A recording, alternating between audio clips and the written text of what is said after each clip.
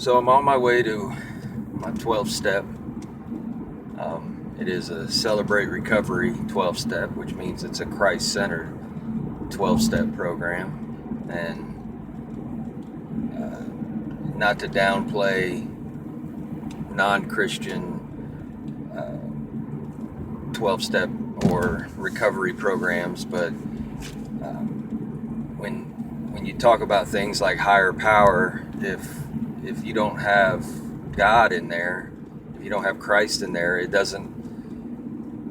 What is your higher power? And it's they don't really define it. And in Celebrate Recovery, it's very clearly defined that your higher power is Christ Jesus and is God, and everything is centered on that. And it really makes the impact of what you hear and what you go through and what you talk about. It really makes that impact far more profound than I think it ever could in a non-Christian or non-Christ based scenario. And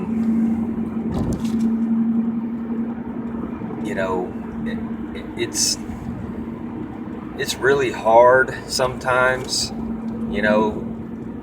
being a husband, being a dad with two small children that they all want and deserve as much of my time and attention as I can give.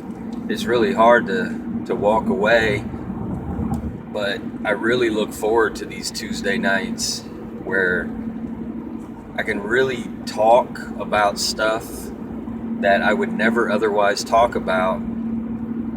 In saying that, I actually, it's opened up avenues of communication between me and my wife that I never thought I could possibly talk about with her or anybody. And meeting in this room every Tuesday night with, this group of guys is really changed my entire outlook on life and really changed the way I look at everything, because now I have people that, I feel like I'm accountable for, because I'm in there every Tuesday night looking them in the eye and telling them, this is what I'm going through. These are the things I'm dealing with. This is how I'm doing. And, even sometimes when it gets harder than others, I think about my wife, I think about my kids, and but I also think about, these guys that, they're going through stuff, and, they're trying their best, and they're, we're all trying to do what's best for us, but we're all accountable to each other to a certain extent. And it's really important to all of us, that I think it's important to all of us. I know it's important to me that, not only do we not let ourselves down and not let our families down and not let God down, we don't want to let each other down, because we've come so far, even though, we're really only a few lessons into it.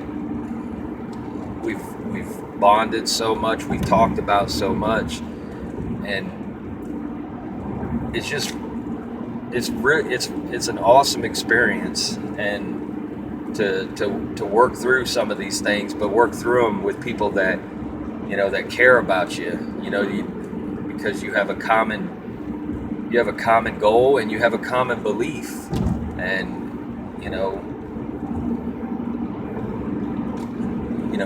Christ teaches us to love one another as he loved us. And, these men that I get into this room with every Tuesday night, they embody that, and I try to embody that. It's not always easy, but at least for a few hours on Tuesday night, it doesn't get any easier.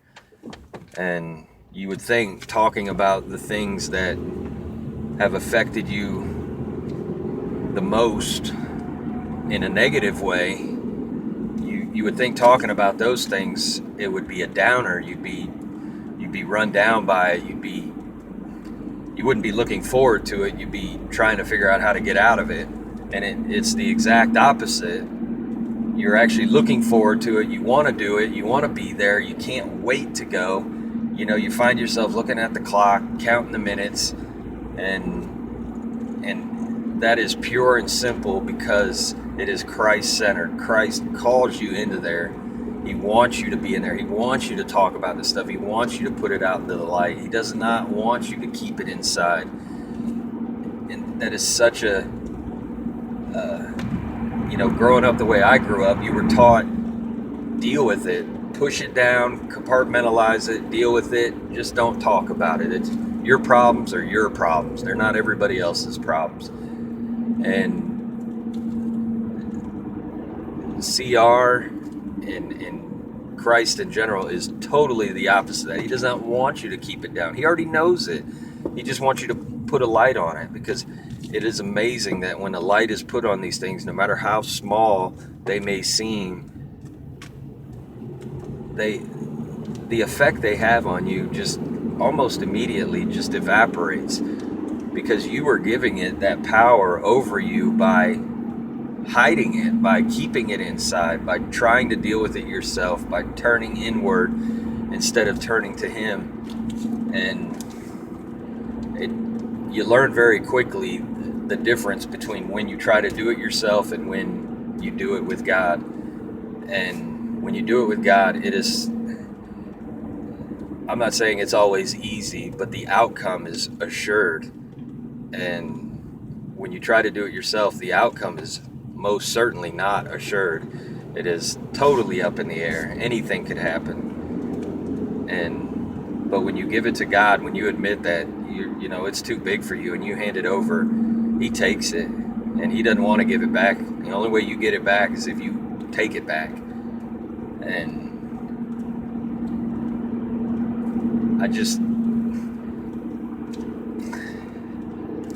I don't want to dismiss or belittle or in some way,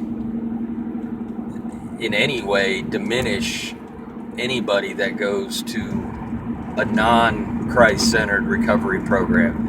Because if you need help, and there's people out there that can help you, even if it's a secular situation, if you can get help, great, because you need that. But at some point, to keep away from whatever it is that's ailing you, you have to turn to God. You have to. I believe you have to. And because there's a hole inside of you, and it's the exact shape of Jesus Christ. And I didn't know this until I filled it. And I'm not perfect. I mean, I still have my flaws. I'm still a work in progress. But the big things are gone. The big problems are gone. Now I have to work on the little things, the little character traits that keep me from really taking it to a whole nother level. And I pray for everybody out there that's going through any kind of recovery from drugs, alcohol, sex addiction, pornography, whatever your issues may be, anxiety, anger, whatever it may be, whatever you're going through. I just pray that whatever you do, you get the help that you need, you get the support that you need. And I pray that at some point you find a way to bring God into it in a very real way. And the way that I had to do that was just a radical, completely radical change of lifestyle. And that may not be what you need. It may not be what you want. It wasn't exactly what I wanted, but it was what I had to do. And I just implore you that whatever you do, you find the help you need. And a great place to start would be celebraterecovery.com.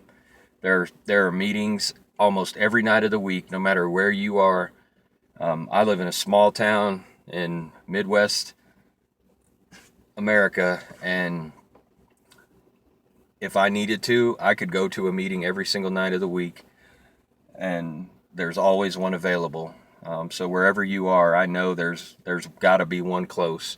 If you don't know, talk to a local pastor. Just walk into a local church. They probably know. If not, host one.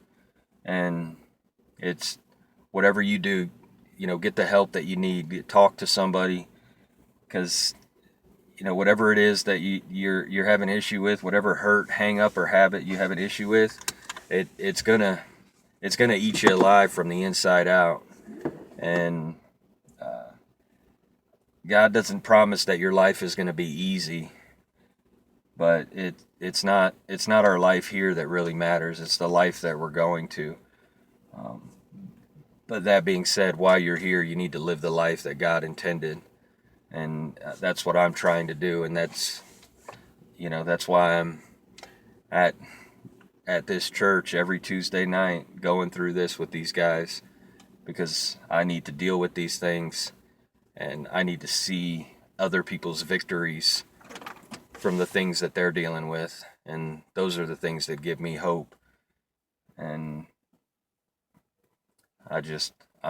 I'm thankful to everybody around me. I'm thankful for these guys I'm about to go hang out with. I'm thankful to my wife. I'm thankful for my kids. I'm thankful for my in-laws. I'm thankful for everybody around me that has a positive impact on my life. And I'm just thankful to God that He's put these people in my life that have brought me to this place every Tuesday night.